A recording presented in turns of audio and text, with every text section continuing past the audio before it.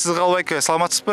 Айтсаңыз, негизи эле бул помидорду отургузардан мурда силер баягы пленка деп коесуз го, ошону атайын төшөп алат экенсиздер да. Эмне себептен, ошол боюнча айтып кетсеңиз.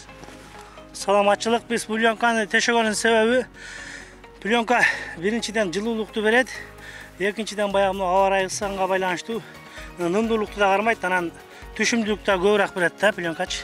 Ошол себептен төшөйбүз. Быйыл жылдагынан кичине бир 10-15 күн кечире айдадык. Жылда апрелдин 4-5-inde айдачылык, быйыл ушинтип 10 күн кечигип калдык, аба ырайына байланыштуу. Биз помидорду жылда эле айдайбыз. Бизде помидордун азыр бу жерде бир 5-6 түрү бар, сорту. Биз базардан алып келебиз. Ар бир көчөттү биз базардан, булар кымбат магазинден алабыз. Ар бир көчөттүн уругун 3 сомдон алабыз да. Ар бир урук 3 сомдон. Сорту азыр бу жерде бизде 5 түрлүү сорту бар.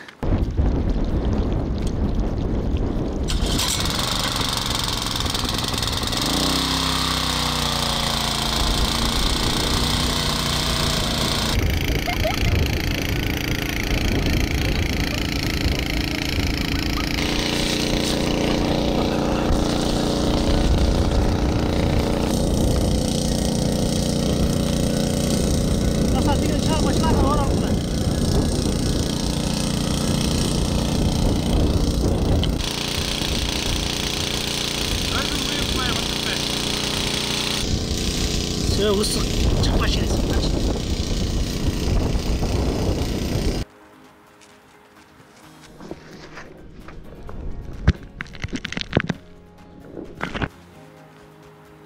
Kançılık men alektenibizge bir 15 жылдын тегереги болуп калды. Биз көбүнчө жашылчадан помидор, перец, капуста айдайбыз. Канчылыкта түйшүк аябай көп. Түйшүктү айтса толтура. Түйшүк эмне? Түйшүктү биз ушинтип жаз келери менен жерди айдайбыз, мал абастырабыз, чөбүк алдырабыз. Азыр мынакей пленка басып жаңы эмнелер болуп калды, айдоонун эмнелери. Ошентип пленка бастырып эгебиз, айдайбыз. Анан түйшүгү толтура экен, айта берсечи. Дыйканчылыкта аябай. Муну тигебиз, тиккенден кийин быйыл жылда эле ошо курт помидорго келип көпөлөк личинка атыштайт, анан кичине курт болуп помидорду тешет, ага дарылайбыз, культивация салынат, ото шөптөрү бар, суу катуу бар, чабабыз. Кыскасы бышкынча толгон түйшүк толтурат дыйканчылыктыкычы. Эми жатта бердиге менен болбойт экен. Ошентип эле дыйканчылык менен эле аракеттенип атабыз.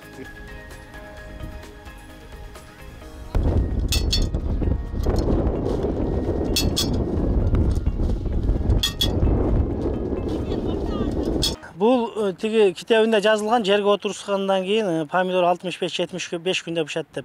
Буйруза бул ушу августтун башында бышат. Августтун башында буйруза сатып баштайбыз. Эми жылга окшобойт экен. Мурдагы жылы аябай жакшы болду. Мурдагы жылы жакшы саттык помидорду. Аябай келип, кардалар ушу полянын башынан күтүп алып кетип атты. Былтыркы жылы башында жакшы башталып эле помидор бышып, уже баягы кандай масса бышканда эле, тегиз бышып кандай эле помидор аябай арзандап кетти. Помидор арзандап кетип, биз ушу помидор ушулмойдон эле поляда калды. Терейин десең жумушчу кымбат, жумушчу 1500 сомдон иштейт, обети бар. Аны алып барасың, алып келесиң. Ошентип эле анан кийин терзең базарга алып барсаң, ал актабай калды да. Анан былтыр көп эле калып кетти, терилбей, масса ушул жерде поляда калып кетти. Эми күттүк баба көтөрүлүп калар деп. Ошентип отуруп күттүк, сентябрдын 15-inde жаан жаады. Bir ay тербей койдук помидордучу. Августтан тербей койдук. Август, сентябрдын 15-inde жаан жаады эле, помидордун баары карайып кара точка болуп, бышып поляда агып кетти. Былтыркы жылы кетирген раскатыбызды да жыйнай албадык. Быйыл эми Кудай буйруза баягы дыйкан жакшы эле үмүт кыла берет экен. Эми баягы жылда бул жер айдап, жер иштеткенден кийин жазды күтүп эле Кудай буйруза быйыл жакшы эле болот деген эле ниеттебиз. Эми түшүмдү бышырып, өстүрүп, жакшы ошолук алып барсак, өкмөт тарабынан да жардам берип бизге кичине. Биз өстүрсөк, өкмөт тараптан кичине сатканга, тияк бияка жардам берсе жакшы эле болмок. Биз Ошондуктан аябай мынагу эккен помидорлорубуз базарга, жолго жүрө турган жакшы помидорлор. Мисалы азыр деле сатып алып жеп атпайбызбы? Өзбекстандан келген помидорду, тиги Түркменистандан келген помидорду 150 сом, 250 сомго чейин. Биздики ушул масса бышканда биздин помидорубузга 25 сом, 30 сом болсо биз базарга алып барып, ошо алып сатарларга берип турмакпыз. Ошондой деле баа жок. Былтыр 10 сом, 15 сом болду. Жумушчу менен тербей чактабады. Ошол үчүн тербей койдук да. Быйыл ошо жумушчу кымбат үчүн азыр деле 1500 сомдон иштеп атат. 200 сом обед. Аны алып келесиң тиги объезднойдон, кайра алып барасың.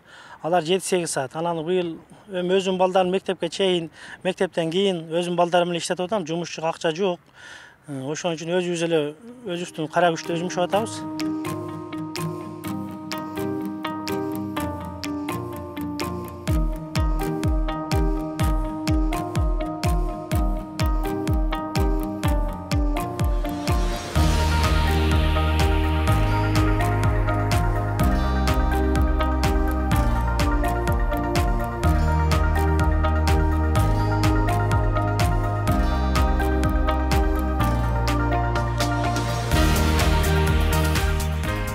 Уну тигебиз, тиккенден кийин быйыл жыл деле ошо курт помидорго келип тиги көпөлөк личинка атыштайт. Анан кичине курт болуп помидорду тешет. Ага дарылайбыз.